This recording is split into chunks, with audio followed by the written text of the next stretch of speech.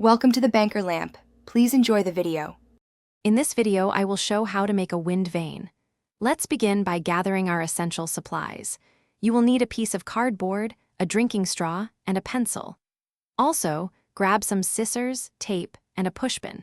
For the base, a plastic bottle or a small block of wood works perfectly. These simple items are all you need to create an effective and educational wind direction indicator for your school assignment. Now, let's focus on the arrow itself. Take your cardboard and cut out an arrow shape, making it about 6 inches in length. This will be the part that points into the wind. Next, fashion a small tail fin and a distinct pointed head. Carefully attach these two pieces to opposite ends of your drinking straw using tape.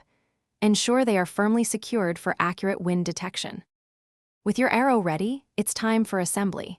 Carefully push a pushpin through the exact center of your straw, then firmly insert that pin into the top of a pencil eraser.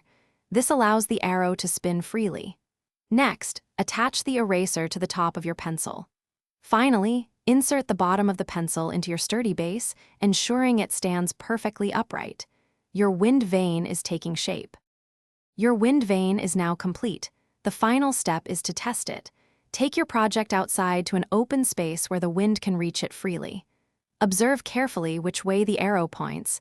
It will always indicate the direction from which the wind is blowing. For added accuracy, you can label your base with the cardinal directions: north, south, east, and west. Great job on your project. Thanks for watching. If this was helpful, leave a like and consider subscribing. See you next time.